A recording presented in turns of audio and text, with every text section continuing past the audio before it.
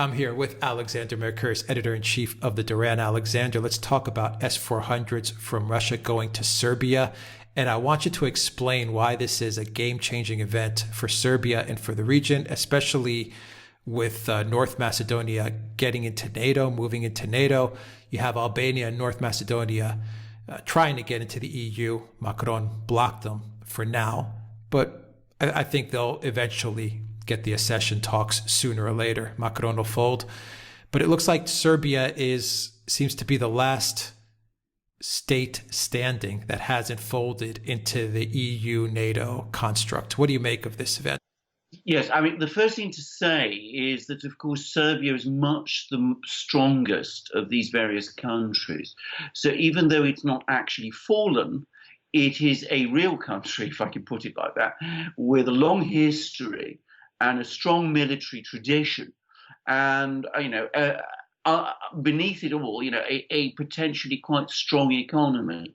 It is a much more powerful country than all these little microstates that have been created around it, like North Macedonia, Montenegro, Kosovo, all of these sort of places, and of course Bosnia, which is very unstable and which is bitterly divided. Montenegro is potentially divided also because there's large numbers of people in Montenegro who are pretty pro-Serb.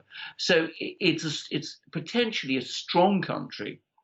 It's also seen by the Western powers as potentially the great adversary in the Balkans. There's always been this plan to try and extend the Western alliance, which is both NATO and the EU in this context, across the whole of the Balkans in order to shut out Russia from the Balkans. Serbia has this very long, very strong historic connection to Russia. And what it's now doing is it's buying these S-400 missiles. Now, S-400 missiles are the most advanced anti-aircraft missiles anywhere in the world today. They were developed by the Russians, who are the world leaders in anti-aircraft missile technology. They started work on this kind of technology way back in the early 1950s.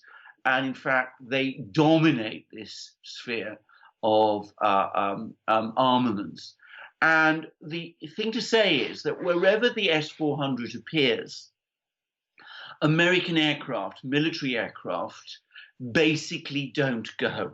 The United States has referred to the S-400 as an area denial weapon. They're very nervous of it. Even their stealth aircraft are very nervous of it.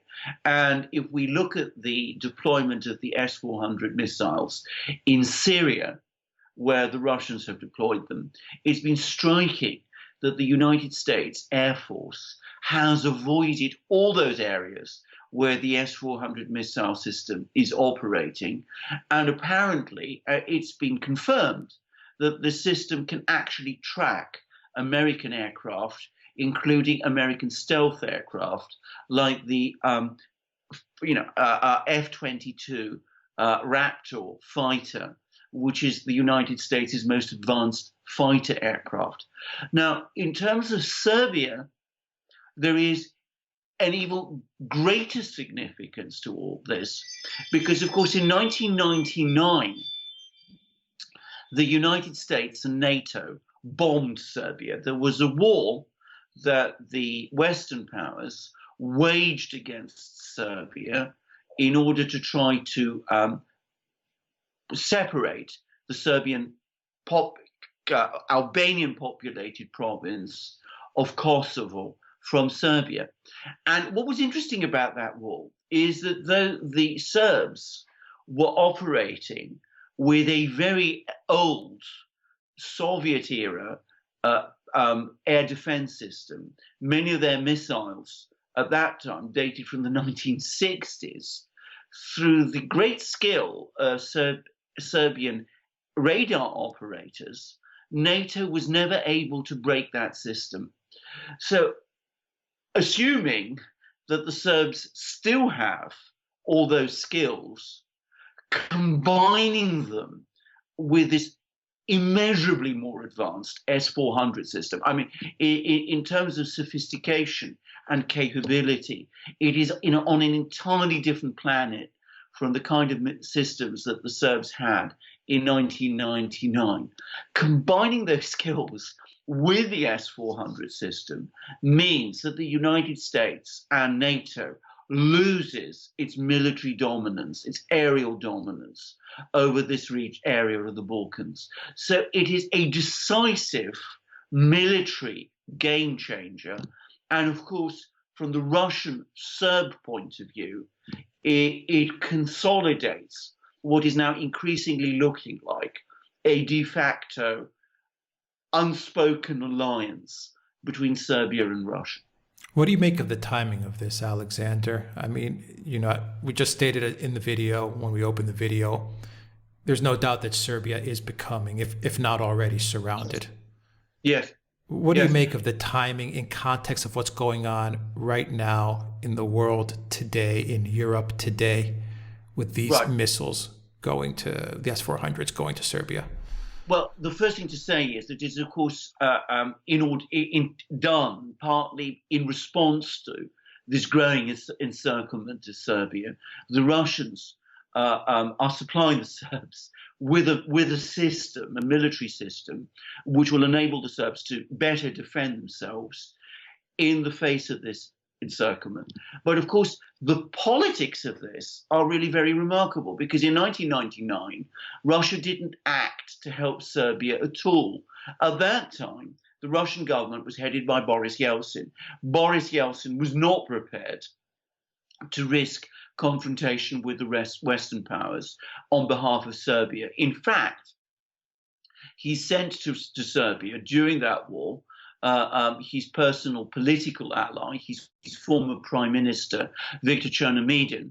And Viktor Chernomyrdin was instrumental in getting the Serbs, who were actually, winning, in effect, the military conflict at that time. He was able to persuade the Serbs to back off. And doing all of that provoked a major political crisis in Russia, which was eventually led to Boris Yeltsin's resignation and to the rise of Vladimir Putin.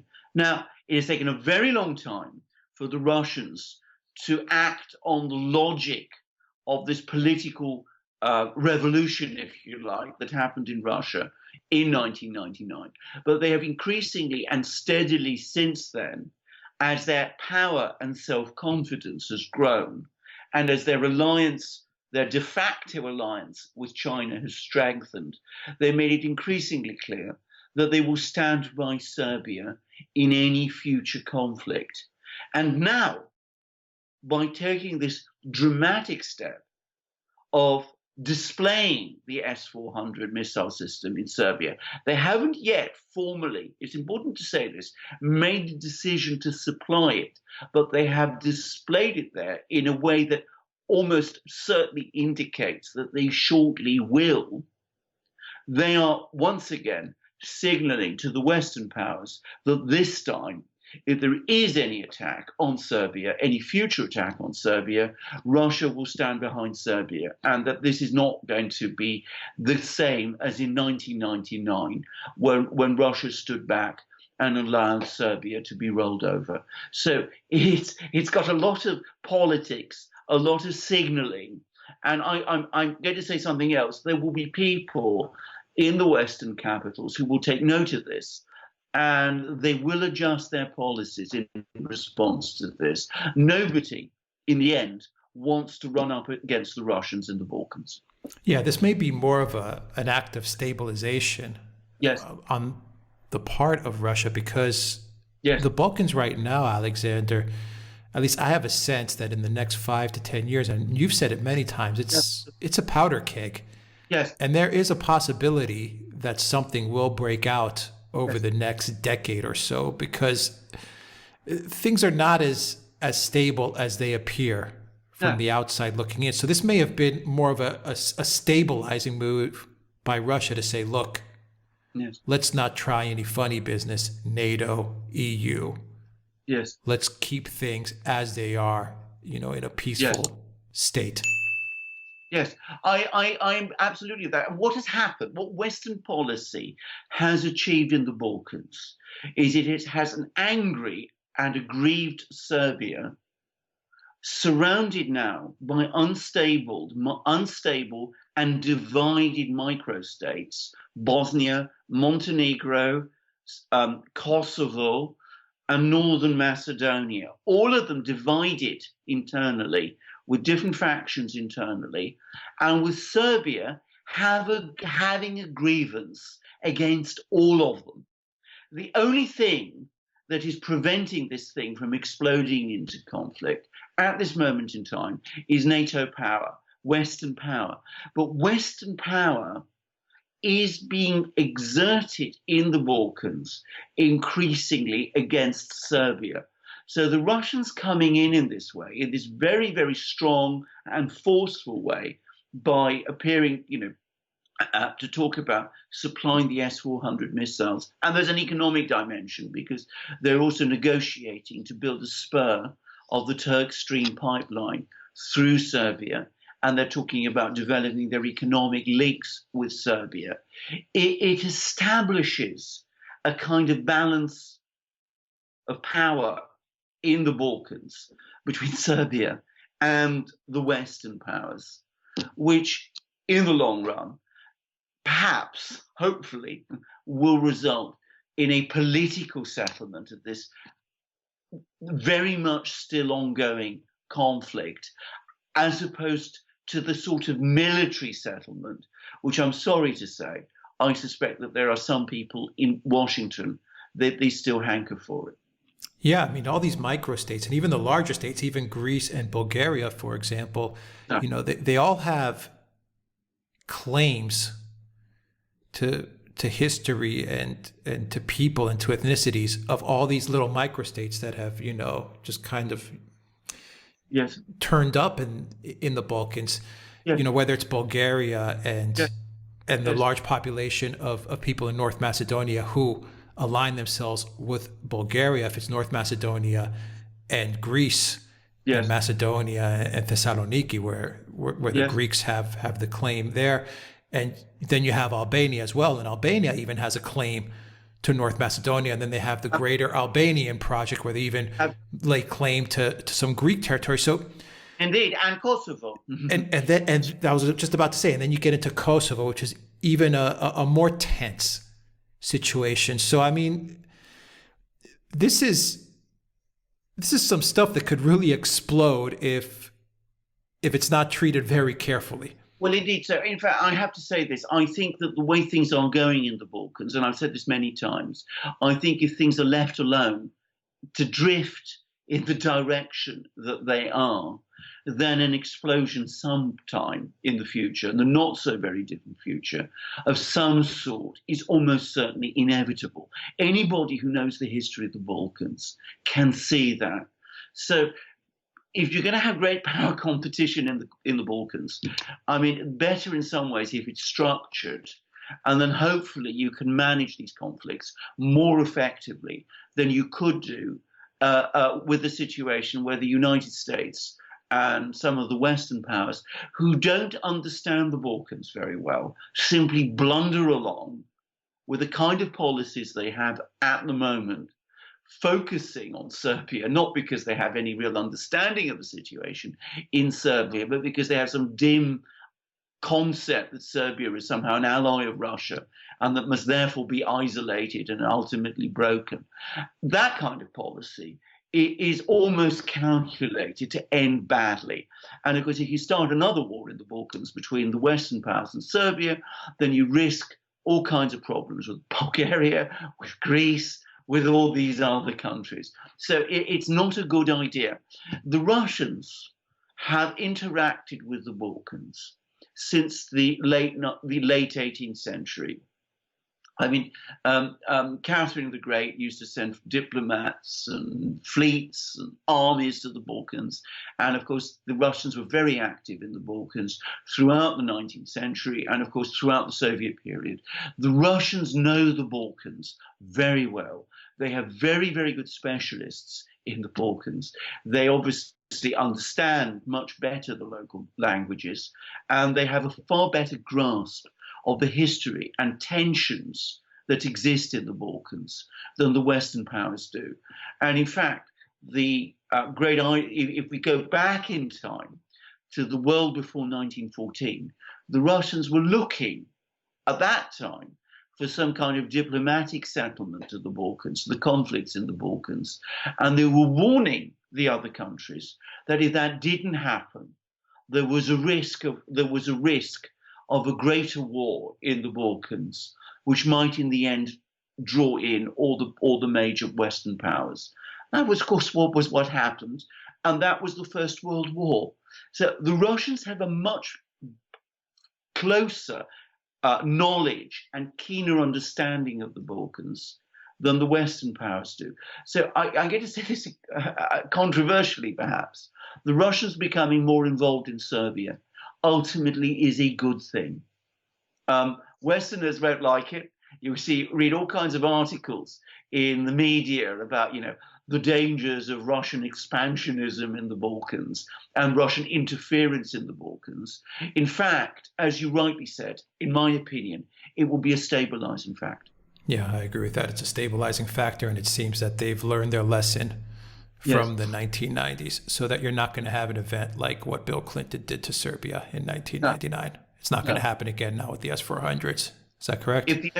If the S-400s go there, I don't think there's any chance of it happening, because the US Air Force has repeatedly shown that it is not prepared to go into any area, into any region where these missiles are located.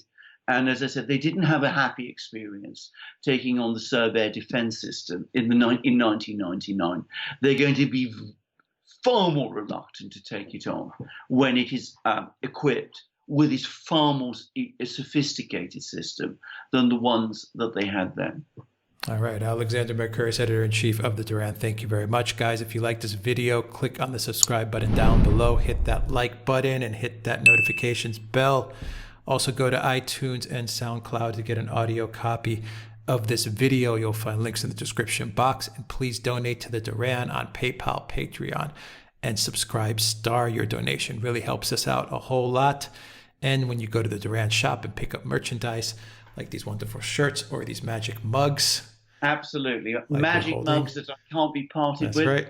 As our viewers will have noticed, those who follow us regularly, I'm not in my own place in London. I am somewhere else in England, in an undisclosed destination. But I could not be parted from my wonderful Duran mugs, specifically this one on this occasion. All beautiful, 15 ounce, all 15 ounces of it, beautiful porcelain, marvelous to hold.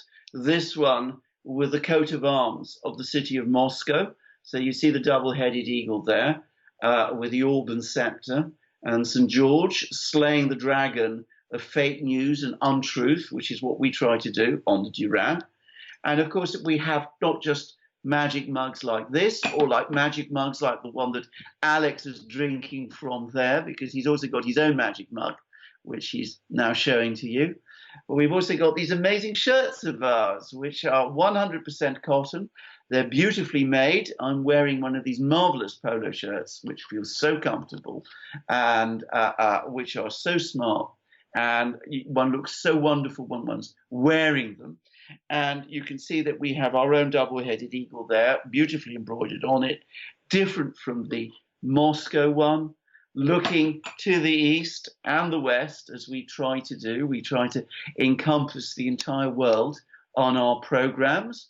And we've not just got polo shirts, we've got short sleeve T-shirts, we've got long sleeve T-shirts, we've got hoodies, we've got hats, we've got stickers, all of them of superb quality, if I say so myself. Our competitors all think so. They've been trying to copy our products. I mean, some of them really are absolute dead ringer copies. They look exactly like our products until you buy them, when you realize that they're not like our products at all, because they are of extremely inferior quality.